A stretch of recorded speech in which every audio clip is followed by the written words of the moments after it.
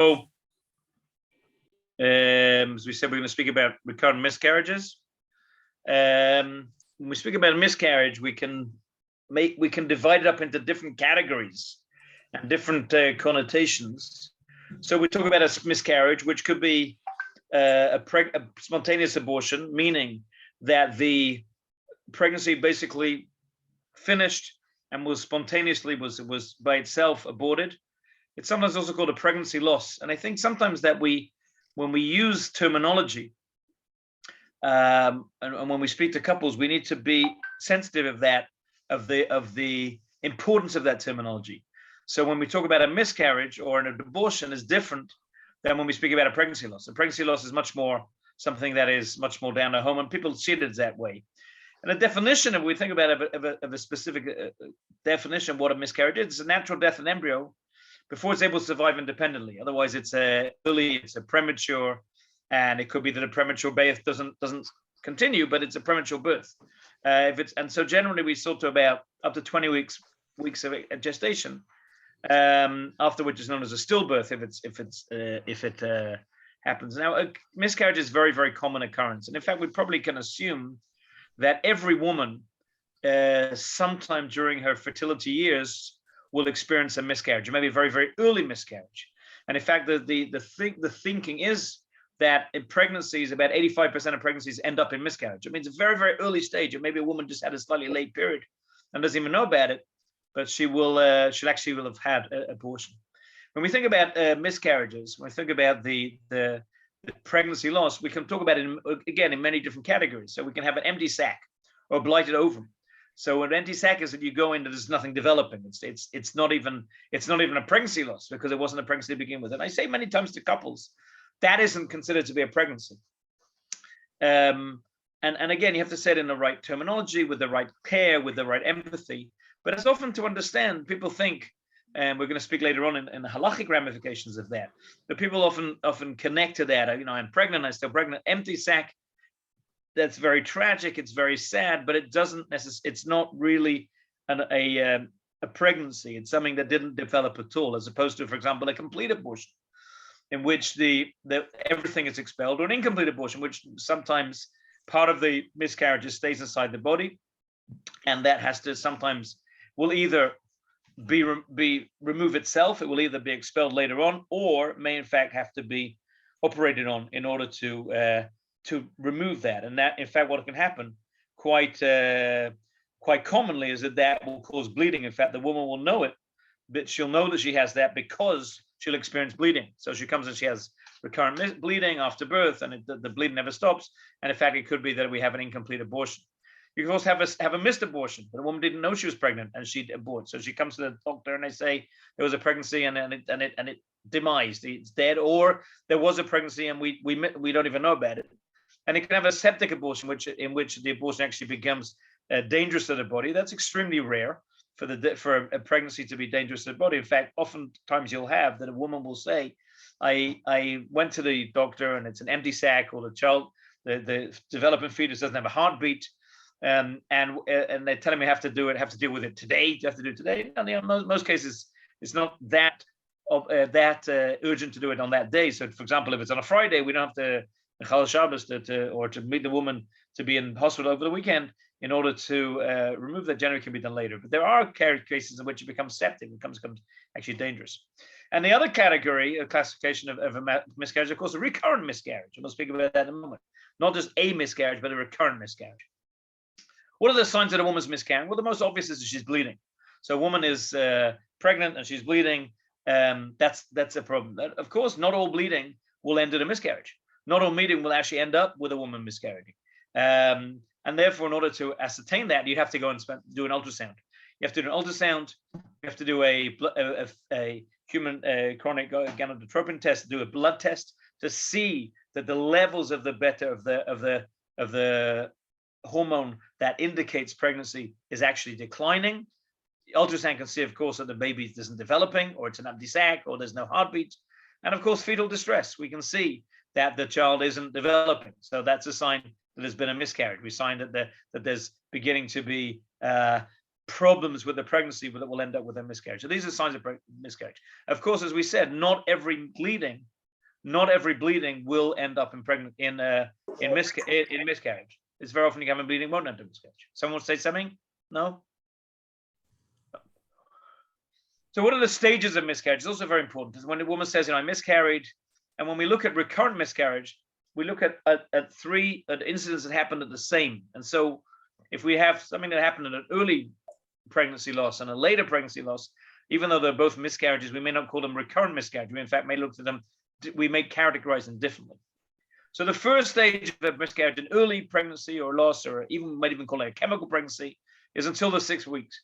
Until 6 weeks, it's a chemical pregnancy.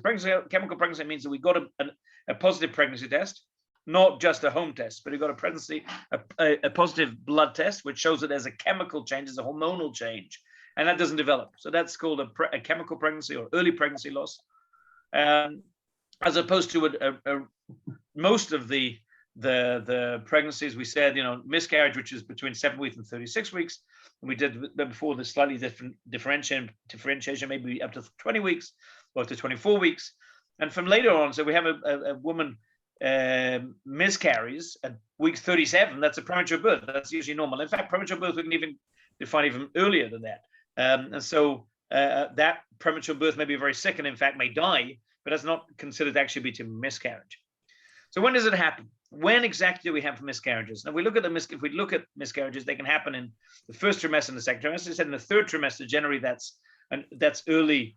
That's a premature birth in which generally the child survives. Today, in today's medical climate, a child can survive well after the third, if it's delivered in the third trimester. So in the first trimester, we have somewhere almost between 2/3 and 3/4 of all miscarriages happen then, and the 30 to 40% even before it even discovered. So as we said before, that every woman will experience a miscarriage. That could well be she doesn't even know about it. It's a chemical pregnancy. She got a slightly late period, and when the period came, it was slightly heavier, and that could well have been the beginning of a pregnancy that didn't even develop. And that's medically, you can categorize it as a miscarriage, even though it has really no ramifications in that person's life. The other thing that's very important to remember is that one miscarriage doesn't have any bearing on what will happen in the next pregnancy.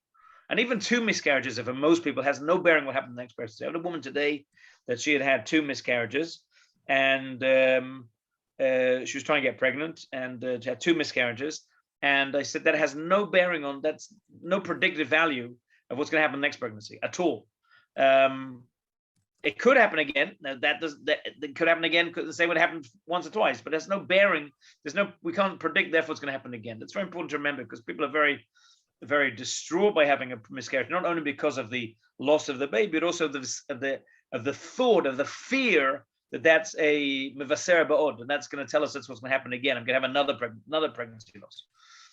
And if we said that between 2/3 and 3/4 of the pregnancy losses occur very early, so in the second trimester we have a much smaller number. So if a woman, second trimester, remember, is from 12 weeks onwards. So if a woman is miscarries from 12 to 13, 14 weeks, it's rarer. That doesn't mean it doesn't happen. It happens a lot, but it happens in about a quarter of the cases or a third of the cases, as opposed to first trimester, which is much, much more common.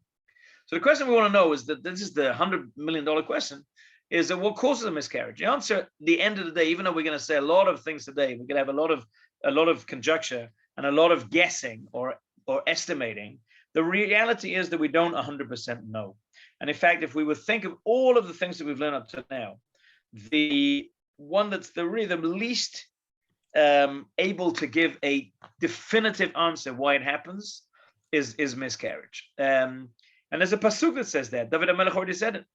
Avive mi yasvuni v'Hashem yasveni. Avive mi yasvuni is Perek Chav Zayin Tehillim, that my parents will leave me, and HaKadosh Baruch Hu gathers me, and says the Rashi there, that as Hashem, my parents throw in the zera, they throw in the sperm and the egg, and then they leave me. HaKadosh Baruch Hu gathers me up. The actual idea to survive a pregnancy, to gestate in the uterus, is really in the hands of HaKadosh Baruch Hu. And we don't know a tremendous amount about why things why people miscarriage, and a lot of the trying to diagnose the reason for miscarriage and for recurrent miscarriage is a little bit of guessing. And we try a lot of things and we suggest a lot of things. A lot of things here, as I said, are going to be just suggestions and not necessarily known. So what are the reasons that have been promoted? So the things that have been proposed are, first of all, anatomy. So if we have a problem with anatomy throughout the pregnancy, that could be problematic. It could be that the anatomy blocks the possibility of getting pregnant. It could be the anatomy is the reason why the pregnancy doesn't develop. For example, we have a thin endometrial lining. And it could be if we have an anomaly inside the uterus, that in fact it could be much later pregnancy. There's other suggestions which are defined as when. So autoimmune disease, the body attacks the embryo as though it's a disease. We have a high immune system. So we have a very high autoimmune system. So then if there's some sort of foreign body inside the body will attack it like it's a disease, like it's a virus. Or a bacteria, or that it's any other foreign disease, and so the embryo can be viewed in these cases as a disease, as a foreign body inside the body, and therefore will be attacked. It could be there's a hormonal imbalance, so we have a low progesterone. The pregnancy won't develop, and it could be that it's a genetic problem. Then mostly the first two are almost always in the first trimester, and the genetics is mostly in the first trimester, not 100%. And thrombophilia, that we have the inability to develop a problem of attachment, that's going to be mostly in the second trimester. So the causes are varied and a little bit related to when it is. So if a woman comes and says, I have a genetic abnormality, that's why I'm miscarriaging. So that could be mostly in the first trimester. It could be also later. But if a woman has a hormonal imbalance, it generally doesn't happen in the second trimester. So that's why, as I said before, that when we look at recurrent miscarriages and we look at the reason and we look at the treatment, so if there were two episodes that happened, even one after the other, that are different, one is first trimester, one is second trimester, we don't look at them as the same thing because they're really two separate possibilities. And that's, again, we're talking maybe about genetics or anatomy. That's very important to remember. So it'd be a little bit more specific. So we look at chromosomal abnormalities, generally in the first trimester, we said. Progesterone deficiency, generally first trimester. You'll understand now that we've been learning this in the past few weeks. You understand why that's the case. Because progesterone enables the building of the endometrial lining. If there's no endometrial lining, there's nothing to embed on. If there's nothing to embed on, then it will miscarry. And that's going to happen in the first trimester. It's unlikely that there was progesterone last month and it's not this month. It doesn't happen that way. Uterine abnormalities is generally in the second trimester, we just unexplained. Even though both progesterone deficiency and uterine abnormalities are both anatomy, they're both connected to the problems with anatomy, even though one is hormonal and one is actual anatomy, they are going to happen at different times, as we said before, that anatomy could be in different times. And the problems with the placenta, as we said, the attachment of the placenta, detachment of the placenta, placenta is not feeding the baby properly. That's generally in the second trimester, not in the first trimester. So let's talk a little bit about what could be uterine abnormalities. And we've spoken about these before in relation to other things. So we could have adhesions. We had Asherman syndrome, which is adhesions inside the uterus, which means that say a woman who's had miscarriages before, or she's had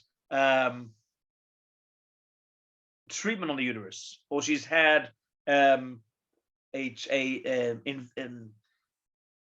even a cesarean section, some invasive procedure in the uterus, we could have adhesions. It's also possible that it's nothing to do with anything she did. She just has a condition, Asherman syndrome said before, that in fact she has adhesions in the uterus. That doesn't allow the baby to develop. A septate, we have a separation. We have a mechitza inside the uterus, which will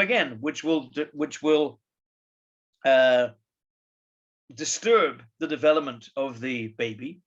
Will even to a point that it will not allow at all, it preclude the development of the baby, and we'll have a miscarriage. They'll generally happen in the second trimester, as we just said before. A bicornate uterus, a two-sided uterus, or a T-shaped uterus. Uteruses that are misformed will generally end up in miscarriage. So some of you will be aware that, for example, things like DS, which was given in the past for recurrent miscarriage, gave birth to women who have a T-shaped uterus, a DS-shaped uterus. Not so common now. It was common 10, 15 years ago, that when we gave DS 30, 40 years ago. So then these women were coming to mature 10, 15 years ago. even more. 50 years ago, we gave it yes. So those women they themselves had a lot of miscarriages. And the reason is because of the abnormality of the uterus. We can have fibroid, nothing to do with the uterus is born perfectly healthy, wouldn't have a septate or a bicornate or T-shaped, well, there's no adhesions. It's just developed fibroids. So a woman gets later, she's older, or she just has fibroids, not necessarily older, but it's usually associated with age. We already spoke about this before.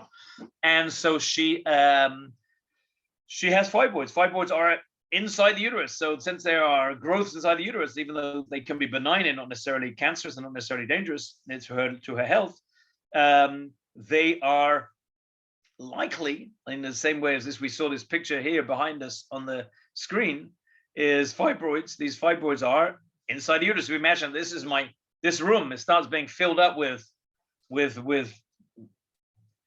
sheets, with blankets. So there would be less room for me to be there, for develop. I wouldn't be able to breathe so well. And we go fuller and fuller and fuller, there'll be enough room. So the same thing, the uterus is a room, it's a vestibule that expands. But if there's filled with other things, there's no room for the baby to develop. Now, these abnormalities, usually the diagnosis we would achieve is by either an X-ray or a 3D ultrasound or by hysteroscopy. We've all learned about those already, that those are ways of ascertaining the makeup and the build of the uterus. We use the X-ray to look at the shape of the uterus and also whether the fallopian tubes are open. So I had a woman just before, an hour ago, who called and said, the doctor said, she's trying to get pregnant for a year, 2 years, I think it is, maybe a little more, 2.5 years.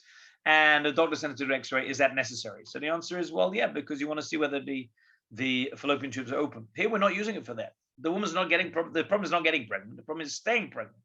And so here, the X-ray or the 3D ultrasound would be to look at the makeup, look at the build of the uterus. So a woman would come back and say, excuse me, I had several miscarriages, 2 or more miscarriages, and I was sent to do an X-ray. Why is that? And you now know, well, could I do something else? You answer, well, you could do a hysteroscopy. Although hysteroscopy won't always see every abnormality, and it's not always the thing that's easiest done. And the same thing with 3D ultrasound. But that's the diagnosis that we would have.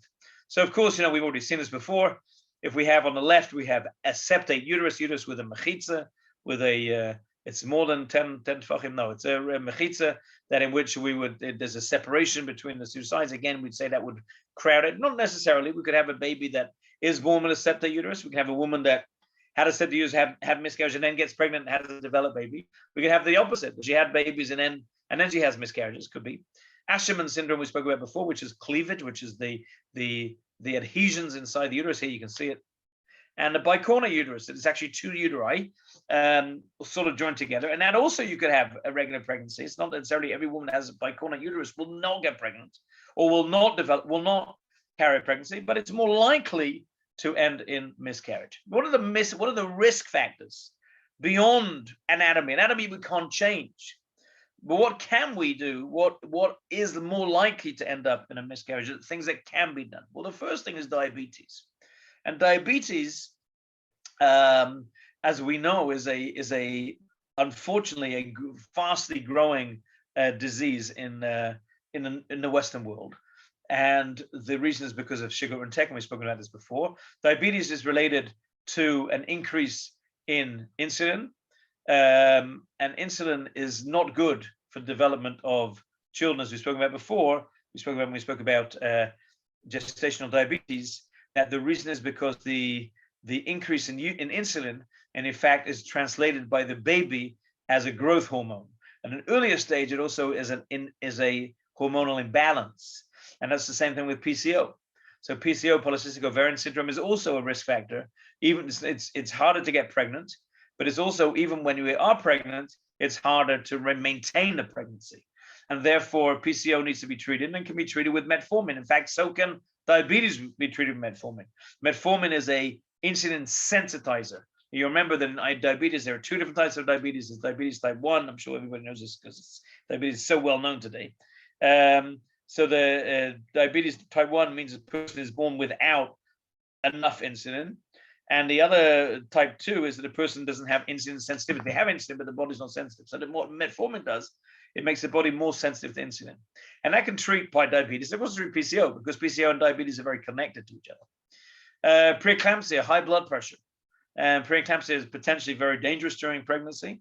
That's not a good thing to have. So those things we can treat with. So diabetes and PCO will treat you before you get pregnant. And preeclampsia, high blood pressure, is also can use medication, and we can predict that could be problematic. Illness, a woman has rubella, has chlamydia. Chlamydia is a sexually transmitted disease. Those are things that have a higher increased chance of diabetes, of miscarriage, and therefore it should be treated. You can treat those things, or you can wait to get pregnant until you've overcome those illnesses. Smoking is a higher risk factor for miscarriage, including exposure to secondhand smoke. So to live with a person who smokes is also a problem. So when you're trying to get pregnant, when you're trying to keep the pregnancy, shouldn't smoke and shouldn't be exposed to smoke. Antidepressants. Women should not be taking any medication without medical approval during pregnancy, but antidepressant is a problem. And the other thing, which again is not changeable, is advanced maternal age. If a woman gets older, we know, we've already spoken about this before, that there is a greater likelihood of having genetic abnormalities and end up in miscarriage. And we'll see a form that we've actually seen before to see that. And that you can't change, but you can encourage people to have their children younger. And so if we have couples in our community who are thinking about pushing off having pregnancy, pushing off, it's important to say, you get older, it's more difficult to get pregnant, it's more difficult to maintain pregnancy. So what is the management? Yes, Benjamin, Harvard. Hi, just a question. Do we have any data on, we said smoking might be a risk factor? What about like marijuana or the now illegal drugs? I don't see that we see there's any there's too much difference between them. I don't think it's difficult to nicotine. I think it's many other things. So there is data. I can't tell you if it's I don't remember that it was that significant difference. And we've spoken before about, when we spoke about lifestyle, that drugs, those sort of low grade drugs, are problematic to get pregnant and to maintain pregnancy. So that's a good point. Okay, thank you. If people in your community who are using recreational drugs, then they should probably not, for lots of reasons, not only because they're malicious children. All right. So how do we manage it? So we can't really treat recurrent miscarriage or miscarriage. We can manage it. So a woman starts having a miscarriage, or if a woman has in the past had a miscarriage, so we'll manage it. What's the difference between management and treating is, treating is I give you a treatment and it goes away. And manage it is I can't make you go away, but I can somehow push it off. And in fact, if we look at it, think about halachically the difference between chaye shah and chaye olam. Chaye olam is actually treating something. Chaye shah is to just push off, just to manage it. So if you have a headache, I can manage it by just don't go into the light, or don't have any loud noise, even though I don't have to be treated. Treated, I have to give you a Tylenol. So there's no real treatment. That's the answer. But there is management. They used to say bed rest, complete bed rest. The answer is we haven't seen the medical, the scientific data has not really promoted that has any real benefit. And so we like to say bed rest, don't get up, but it's not really so true. What we can do is we can surgically remove either the incomplete abortion, or do a dilation and curettage, in which we open up the uterus and remove that which is about to be aborted. And so we will understand that really, when we say how do we treat miscarriage, answer is we don't have a treatment. That's a tragedy, but that's just the reality. If you started a miscarriage, there's nothing we can do. And if you have a high risk of miscarriage, there's really nothing we can do. Does intercourse induce miscarriage? And so that's a very, very, very big question. When a couple come and they are pregnant and they've had previous miscarriages, it's not so uncommon for doctors to say, well, don't have relations at all the whole pregnancy, because you are because you're more likely to have an abortion. And the reason for that is three things, really. First is the presence of the penis up until the cervix may irritate the cervix and cause it to somehow expel the pregnancy due to an incompetent cervix. The other possibility is something inside the semen called prostaglandin. Prostaglandin causes the contraction of the uterus. The reason why it's there is that it enhances a little bit of the sexual pleasure of a woman to have that feeling of the contraction, which enhances her orgasm. And the third reason is the actual orgasm. Female orgasm causes a ripple effect of the contraction of the uterus, or actually, in fact, as we've seen by doing an MRI or a CT on people a woman who's having orgasm, the uterus in fact shifts back and it becomes slightly different shape, and so that itself can expel the fetus. Now, the chance of any of those happening are actually very small, but the doctors, out of caution, will often say don't have relations. Now, not have relations for a long time. What do you do? Well, you can have relations with a condom without the woman reaching orgasm. So in which case we don't have the prostaglandin. Maybe the presence of the penis is a little different, or just don't have it at all and do other things, which of course halachically are very problematic. So generally we have to realize there are two situations, apart from just, oh, you've had a previous miscarriage or you're a higher risk and therefore you're like a miscarriage. There are two situations in which there is really an indication that it's problematic to have sexual intercourse during pregnancy, since it may lead to a miscarriage. And the two cases are if we have a placenta previa and a placenta abruptum. Placenta previa is the picture on the right, in which the placenta is at the entrance to the uterus. Instead of being at the back, it's usually that the placenta is behind the baby's legs in this case. The placenta here, it's perfectly normal and not that uncommon, is actually in the front. It actually covers the cervix. And that, since the placenta is near the cervix, and we just said that these three elements could cause a miscarriage, that's a placenta previa is one of the cases in which we would say there is some evidence that would be very significant. And the other is placenta abruption, when the placenta, as in the left picture or the lower picture, in which the placenta is starting to detach from the uterine wall. And you'll see it generally because we'll see bleeding. We'll say what we call a hematoma, that there's bleeding during the pregnancy. And even though that doesn't cause a miscarriage, it's an indication that there could later be a miscarriage. And that's, we said, especially in the second trimester, in which there is a higher chance that that placenta is being somewhat incompetent, is not really attaching as should. In those cases, there is really a reason to say that that couple should be wary about having intercourse. And we'll speak in a moment about how we could deal with that. And so, as we just said, the problems of prostaglandin and the orgasm. And so what can be done? And so Minchat Elazar Mutkanch, he gives a suggestion that maybe we could have ejaculation ben asfatayim. The problem here is really outside zera levatola, is that the ejaculation vaginally, ejaculating not in the vagina, is according to most poskim, that's really outside zera levatola, even though it's in a sexual situation. So in a situation in which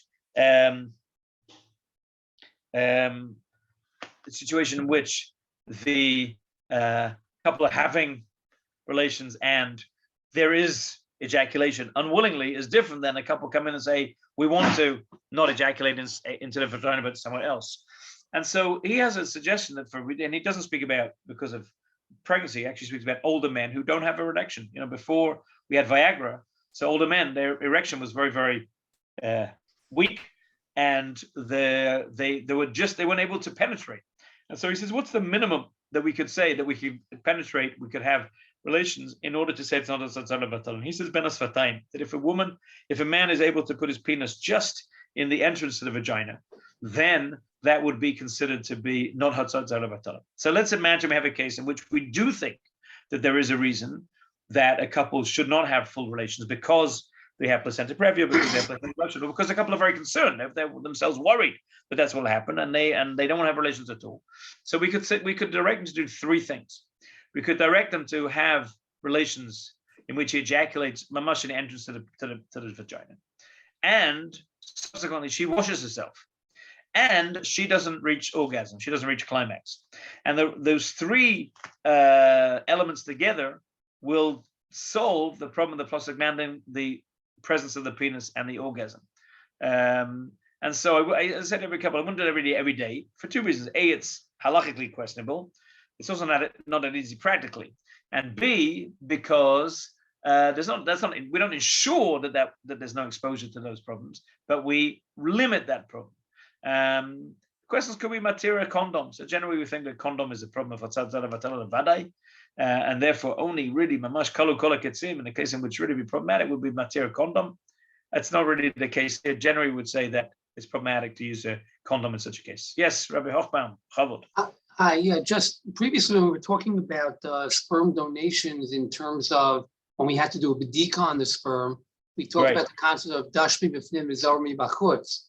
Why couldn't we suggest the same thing here? If that's a good question. So generally the question of either dashmi b'fnim v'zor mi-bachutz or biad ben avarim, so that's a question of whether it's mutter for to solve this problem. Let's call it to not in a case in which it would be indicated that would be problematic medically. Would that be something that we could material lechatchila when we have another possibility? We're talking about a semen analysis, or not semen analysis is more problematic, but bringing for semen for treatment. We don't have another possibility. There's really no other thing we can do. So therefore, we matir. Here we can. We do this mishak benas vatayim, etc. The other thing we have to remember is that for a semen analysis, we're talking about doing it a one-off. A couple who are for 9 months have been told not to have relations. I can imagine they don't have relations every day, but they can have it several times during the pregnancy. And it's not so pashut to say that that's something we can say to do, but to do gvoa. The other thing, the third element, which is no less important, is that it's not so easy for every psychologically, if every avrech koilel to tell him, to see benas fatay, to see bederech evarim or shlo bedarka or dash v'fnim zareh b'chutz. It's much easier to say benas fatay. It's psychologically you say people do not. It's not any evidence. It's true, but it's not a tzad of Torah. So. Is there not a fundamental mitzvah of ona though? I mean, there is a mitzvah for a husband and wife to be together, even though she's pregnant. There's no mitzvah, for example, you're not being Mekayim Puravu. That ostensibly is already underway. So there's also pashut that you become the mitzvah of ona by motzi zera bechutz. Those are not pashut. The pshat of mitzvah zana is to ejaculate vaginally. That's if we get to that point of ejaculation, because it's a chovah bal al ishto, so the chovah for atzmo. However, Ashav, you would ask me between you and me, even though we know it's recorded here, but let's imagine that we're the only people having this conversation. Are there cases in which you would say, Shma, that colleagues at Sim, they have to their motzi zera without? Yes, show me the smoke, exactly you just said. There's a hevel rishonim who are matir, as we know. However, it's not pashut, and there's actually the Tosfos who's matir says that if it's for the purposes of contraception, it's even more problematic. I.e., if we're doing it because we need to get a sample, it's one thing. But if we're doing it in order not to get the zera there, it's more problematic. There are cases in which we've been matir. I don't think that's a lower darga and not lechatchil. So that's what we spoke about generally miscarriage. So let's talk about what is recurrent miscarriage close. So the book was written, the first book has been subsequent, another book, also by an Israeli, was written by Howard Karp. He's here in Israel, in Herzliya Medical Center. So he has a book called Recurrent Pregnancy Loss. He wrote it many years ago. And he calls it the orphan of infertility. So this is actually a slide that he gave me. I revamped it a little bit to make it a little nicer, but this is basically his slide. And it's, as we said, it's overlooked. People don't really deal with it. We don't really concern about it because we don't really have too much to do about it. And recurrent pregnancy loss has many causes, and it has quite a number of treatment options. As we said, they're not so pashut that do this and you get this. Over 3 reproductive recurrent pregnancy loss, i.e. 3 times that it happens, occurs in about 1% of the population. So if you have in your community 100 families who are in a reproductive age, you're going to have a family there who had not a miscarriage. You're going to have almost 100%. But recurrent pregnancy loss, you can have it 1%. If you have a school of 500 girls, then you work it out. 5 of those girls are going to have recurrent pregnancy loss. That's something that's in our community. Right? There's huge psychological impact, obviously, and there's sort of a sense that we failed. The husband failed. The wife isn't able to get the pregnancy. By the time we got pregnancy, they lose it. Every time they lose it, and couples end up, in very bad situations with that. And every time that they get pregnant, we just said there's this sort of fear that's going to happen again. So how can we prevent it? So that's the answer is very, very complex. One of them is PGD. We'll speak about in a moment. We have aspirin. Aspirin and heparin are blood thinners that they do. Apart from doing other things, they do that as well. And therefore, they can, if there's a fear that the body is sort of that the placenta is not attaching properly, this possibility is to thin the blood, because then we won't have the clotting issues. And IVIG, which is intravenous immunoglobulin, which we'll speak about in a moment. How many times? How do we define recurrent pregnancy loss? How many times? 2, 3. So generally, in the Olam, we look at 3, and the question we just said is a connection between the incidents. So if you had 3, but one was 7 weeks, and one was 14 weeks, and one was 30 weeks, even though those are 3 pregnancy losses, they could become 3 completely separate incidents. But if you have a couple that have 2 pregnancy losses, one after the other, both in the 7th week, so they might say that looks like there's a problem. So generally, it's generally 3, but if someone had 2, we could also think about that. But about 50% of all the pregnancy loss in the first trimester are somehow are in chromosomal abnormalities, and about 25% of all miscarriages, bichlal, across the board, have aneuploidy. And as we know that as you get older, there's more chance of aneuploidy. There's also something called translocation, we'll speak about in a moment. So we could have a trisomy, like here 21. I just had a case of a couple who had a very bad result during a pregnancy, and we sent them to do an amniocentesis, and it came out with trisomy 13. Trisomy 13 is not really compatible with life, so that could be born but will die. But many of those trisomies won't develop at all. So if we look at trisomies across all of the gene pairs, many of them just will end up just not developing, and they'll end up as a miscarriage. We have monosomies, right? We'll also end up possibly as a miscarriage. Here's monosomy 22. It's not compatible with life. You can't live without that. And if you have half of your 22nd chromosome missing, you can't, you're dead. You can't live with that. Teratoploidy and others. And as we said, we've already seen this slide before, that as you get older, you have more aneuploidy and therefore more miscarriage. And we understand that now. Why? Because the more that we have a developing fetus, which is not developing properly, it's less likely to survive. And if it's aneuploidy in having trisomy 21, it'll end up having Down syndrome. Well, that we'll know. But if it's trisomy 18 or trisomy 13, it's not compatible with life, and it will often miscarry. And we can see this the same thing. Doesn't really mean it. So we can have, we just said translocations. So translocation is something even more complex. Is that we have part of the chromosome is taken from one place and in another place. It can be balanced and it can be imbalanced. If we have a balanced inversion or balanced translocation, it means taken from one place, another place, and they carry it out. And the parents could have that and it could be perfectly fine, but they could then pass it on to have an imbalanced translocation.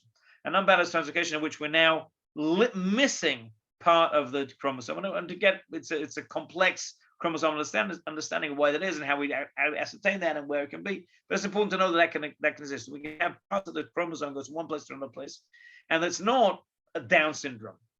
Many times an unbalanced translocation just will be 0. It just won't develop at all. And so it's very important to, when we think about testing, is to determine the correlation between the miscarriage and the possible cause. So we just said, second trimester, miscarriage is unlikely that it's a genetic cause. First trimester, several times, older mother, we're more likely to say, oh, this probably is a genetic source. And then we test it, we can karyotype, we can sequence without getting into all the nitty-gritty of this, how we do that. But we can look at the next gen sequencing. We can do exome, we can do full sequencing. And the more you pay, the more you get, and you can actually see translocations. We can see this genetic abnormalities. So let's say we have a genetic abnormality. So how do we treat it? So it's dependent on the cause, and the cause is is fetal advanced maternal age, not too much we can do other than either PGD or PGS, and we'll see in a moment that they don't actually call that anymore. PGD is pre-implantation genetic diagnosis. We're looking for the genetic abnormality. We're looking for the translocation. We're looking for that genetic abnormality that the parents are giving potentially to their children, which is not allowing those children to develop. And PGS is just screening everything. So that's very appropriate for example, we have a woman who's advanced maternal age and is miscarrying. So we take the embryos and we'll just test everything. Is it good for everyone? Should we do it for everybody? Should we do it for all IVF patients? Should we do it for all recurrent miscarriages? And that's the answer could be yes. But the problem with that is, remember, is that every time we say you have to do PGS, what we're saying is you have to do IVF. You can't get pregnant without that. And that's complex. And I had a couple today. It was not recurrent miscarriage, there's something else, but they're doing PGD and they ending up with 0 embryos, young couple. And she's of course distraught, and she's, why are we doing this? This is crazy. And so we have to think that there's an advantage, disadvantage doing PGD and doing PGS. And you know, the PGS, as we said, we screen everything as opposed to PGD. And in fact, they're not even called that today. The new nomenclature, what is actually called today, is PGTA, which says about chromosomal aneuploidies. We're looking for everything, what we used to call PGS. And we have PGT-SR. PGT is pre-implantation genetic testing, we call it now. SR is looking for chromosomal structural rearrangements. We're looking for, as we just said, translocations. Or PGT-M, we're looking for something very specific. We're looking for a monogenic disorder. We're looking for that thing that we're looking for. And so you may hear this again. PGS has gone out, and we'll call it PGT-A or PGT-SR. PGT-SR and M, we're looking for something very specific. But we could look at everything. Should we do that or not? Is that advantageous or not? It's very debatable. And it's a big question we don't really know the answer to. And so, you know, there's not tremendous amount of treatment, even if we have a genetic abnormality. We said before, I just want to go back to a previous slide that we saw before, was that, you know, when we look at Karp's slide, that he said, how do we treat it? So we'll give blood thinner. In Israel, they tend to give a lot of Clexan and aspirin and heparin, somewhat, and for many cases, somewhat unnecessarily. And it's not so simple to give blood thinner, because if I give, my father had a heart condition, so he takes blood thinner. You know, he cuts himself a very small amount. He bleeds a lot. Now, that's not always a good thing. IVIG, which is taking if we see that the body's attacking the embryo, so let's depress the immunosystem, and so if we have someone that's immunosuppressed, they're less likely to attack the body. Well, that has huge ramifications for that person's life, because then they're much more susceptible to disease. I have a woman on my shul who had immuno treatment, not for recurrent miscarriage or something else, and she's, you know, Corona, of course, was a nightmare for it was for everybody. It was a nightmare 10 times more, because she couldn't get her and her children and her husband could not leave the house, because if they were exposed to any sort of treatment, to any sort of infection like COVID, she potentially could die from that. And so this is not so simple. It's very controversial to do those treatments. I think something that we need to think about when we think about, you know, treating miscarriage. So I want to talk a little bit about the halacha of miscarriage. There's a lot of halachot related. A little bit about autopsy, about burial, mourning is a big question. Nida, Pidyon Ben, and we'll talk a little bit about. I don't know if we have time. We'll talk about these treatments, which are somewhat questionable. So the Shulchan Aruch says about kvura and avelus. He says tinok kol 30 yom v'yom 30 bichlal ein mitablim alav. So we have no avelus and no kvura for a child born that time. Afilu gamru saro v'tziponav, that we think the child was born complete and was viable. Umisham ve'elach nitabel alav elim kain nodashu ben shmone. If we know that the child was unviable from the beginning, the Gemara calls that ben shmone, born after 8 months, then we don't do an avelus, because we knew the child was going to die. It was a nefel when he was born. Vikimle bei shekalu chodashav. If we know the child was complete, was viable, even if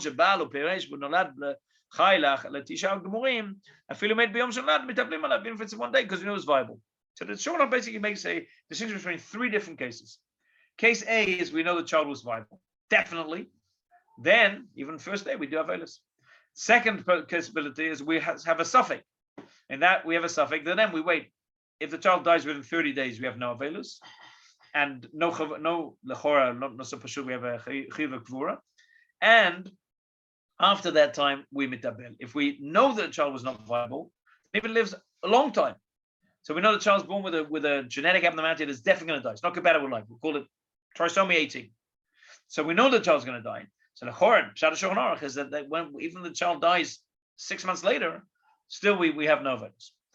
And the Rama says Safek ben Teisha Rishon or ben Sheva Lacharon Shnei Mitaplim Alav Safek. So that's the Shulchan Aruch. So what about the Kvura? The Shulchan Aruch says the same thing then. So same svara. Nefalim shenagu lasir olatam betzroa even or bekanei asua afilu biyom tov sheini shegalus. But so the Shulchan Aruch says that there are the minhag is when we bury a child, we bury a nefel. So we remove the orla because it shouldn't be the scourge of the orla. So we do that, then we're allowed to do it even on Yom Tov Sheni Shegalus. Then we talk about a child that is chayav b'kvura. The Rama says, "V'asur lekavro b'Yom Tov ela minichod machar." It's not isur. There's no chovat kvura. We chova because of tumat kohanim or because of we don't want the nefalim lying around. But there's actually no chovat kvura. That's what the Shulchan says. This. And so that's the chora of the Rama. However, the Magen Avraham disagrees. So chiyun mashakadav agma. I got my monet. The ein mitzvah lekvor nefel umevi raya midamrina begmara shifcha sheitila nefel lebor. Mamim bo sheitila mitoch nefel tzarich iyun. That's the source. Tzarich iyun. The ha makom. Kvurai. That's still called kvura. Kmo shekadav varosh. Va'od yesh lomar. The may benefel shehu shapir. Keda amrina be'avodah zarah. Va'od the ha amrina benida. Hakutib lo hayu kovrim et nefalim ela mashlichim. May derush kol sheyesh lo nachala yesh lo gvul mashma. The Goyim didn't bury their nefalim, but we says the Magen from there for the Mashmos. We do. We're different than them.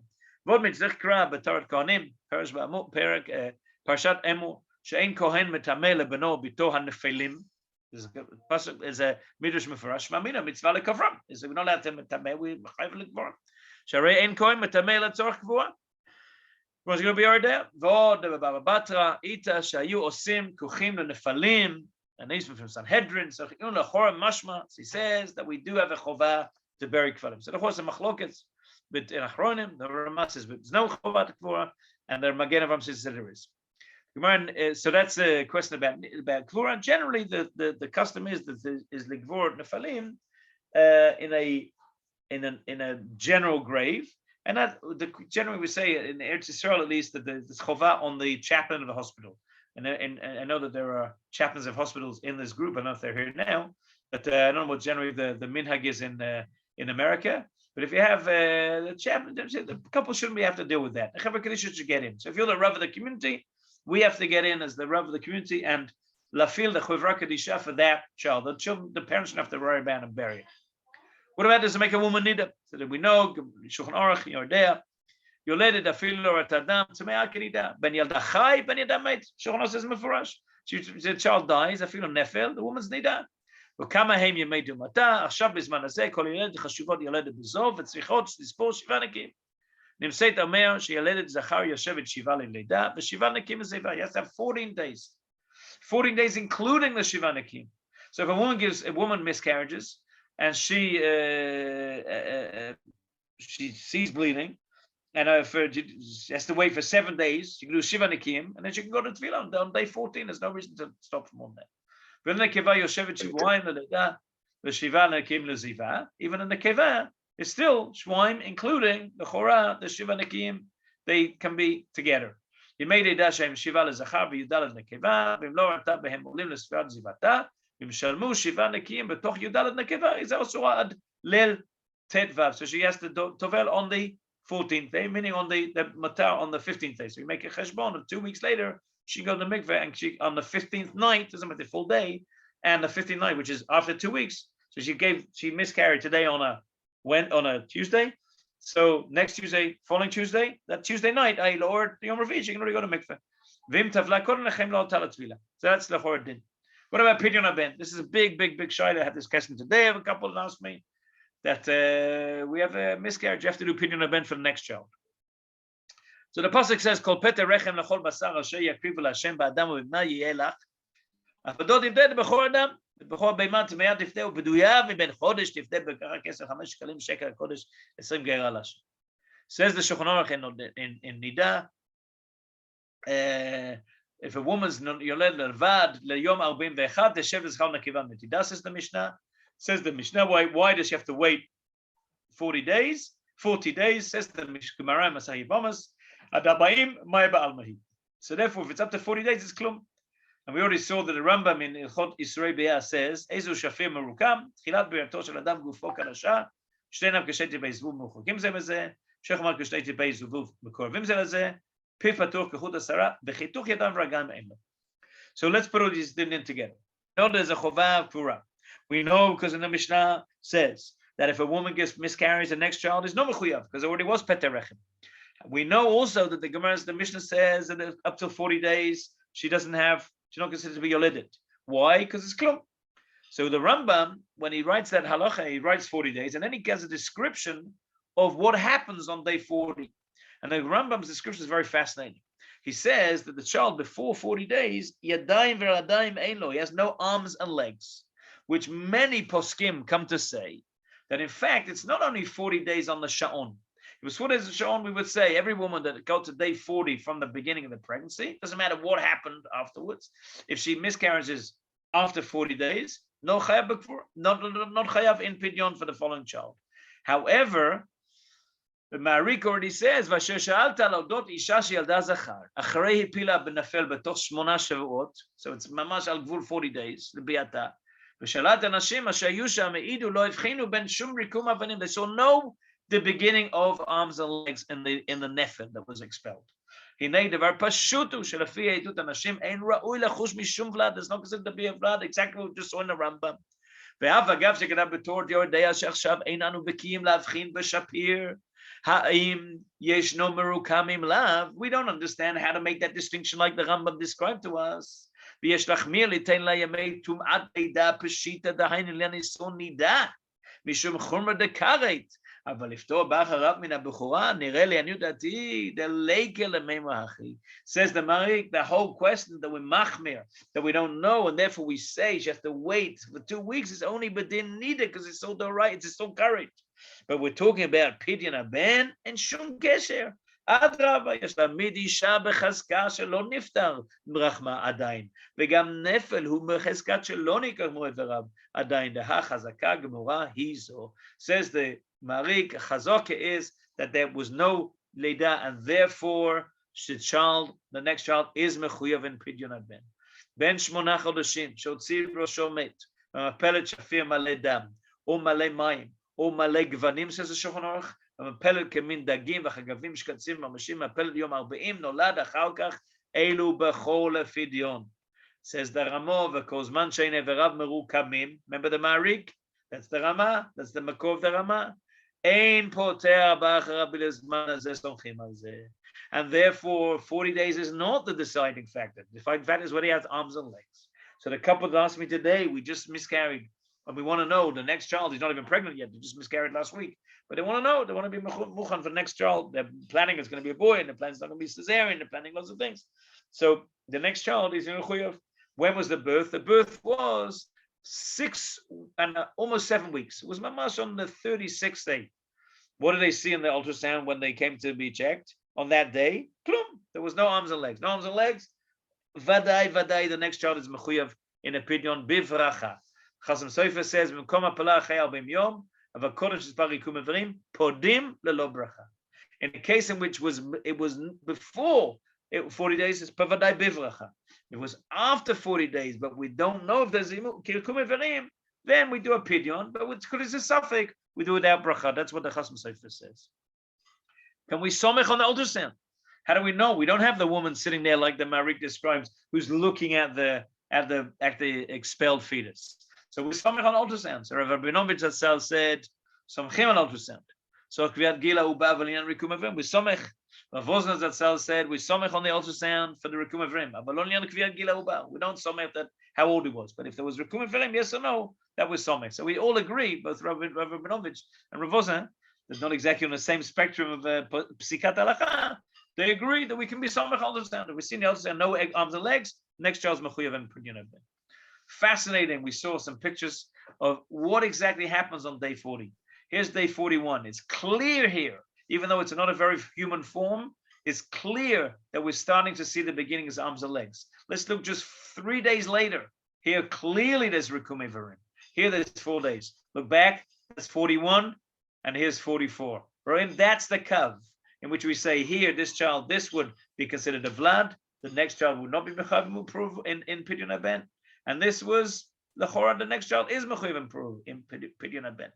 So that's the gvul that we wanted to say. So that's an important din, and it gives a lot of chizuk to the couple. Beyond that, what should we do as a community?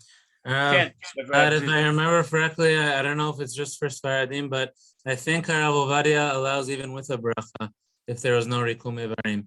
Yes, that I'm happy with the bracha. So what should we as a community do? 1 second, let's see the chat. The Shaila. What do you say on day 42? So day 42, I think we would say that Lamaisa is, if the pidyon haben to do, yesh sheila legabe bracha, as we just heard. There's sheila legabe bracha, and if we're mesupek, then if there was clearly no bracha, that many times a woman comes out, I miscarried on 10 weeks, but in fact the child stopped developing a month before.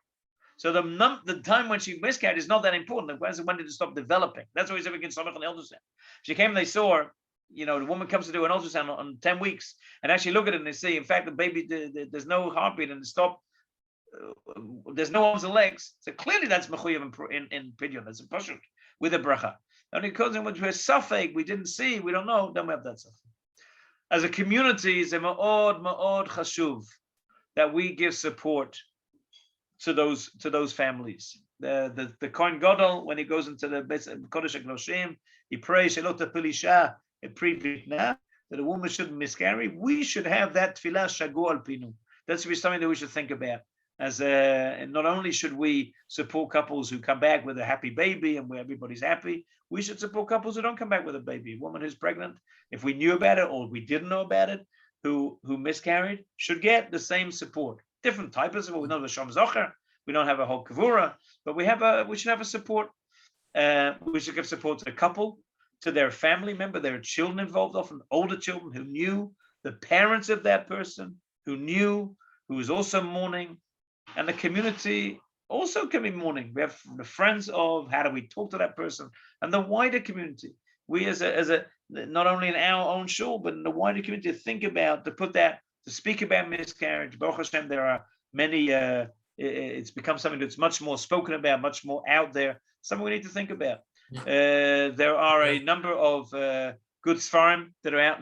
There's some good, not good Sfarim, but there's some good Sfarim. Ken, Rabbi Aziz. The ultrasound is the test that can determine Rikum Evarim, or I think that's generally what we just saw. Ken. There's an interesting book by Rav David Stav, Avram Stav, Rav Stav's son, Kacholam Ya'ufi himself. They underwent a late miscarriage, and they wrote a book. It's halachically questionable whether you can somach and everything. But there's a lot of good chomer in there that a person should know. He speaks a lot about avelus and about burial, and also about their own personal story. There's a beautiful book in Hebrew called Achot Shelo Ikarti. That's for a kids' book about miscarriage, that their mother miscarried. I'm sure there are things that are comparable in English. If there's none, I don't know what there is for the Frum community in English, but if there isn't, I think it's good to take a book such as this and to try to get some sort of translation or to look or to find something. And if anybody themselves went through that, there are people that went through that. To write a book about their own experience on different levels, it's something that everybody has had a miscarriage. Or many people have experienced it. Some people have, they didn't even know about it. Many people have had, 1% of the population has recurrent miscarriages. There may be someone that we are, either us or we know, to encourage them to speak about it, encourage them to help those other couples, come to speak about it. We have to do it badinut. There was a woman in my shul who had a number of miscarriages, and the shul wanted to help her and make meals, and she was very offended. She said, why does everybody have to know that I miscarried? I think there are many people that are not like that. So we have to be sensitive, kiragil. So I hope we have a little bit. I know it was a little bit of break speed. We will send you, of course, the PowerPoint in a second, but a little bit of the negias of the definition of miscarriage, the treatment or lack of treatment of miscarriage, and a little bit about the halachas of miscarriage as well. So Tovot. We should have also the bracha of the Kohen Gadol that in our community, B'ezras Hashem, should only be a big live burst and not anything else.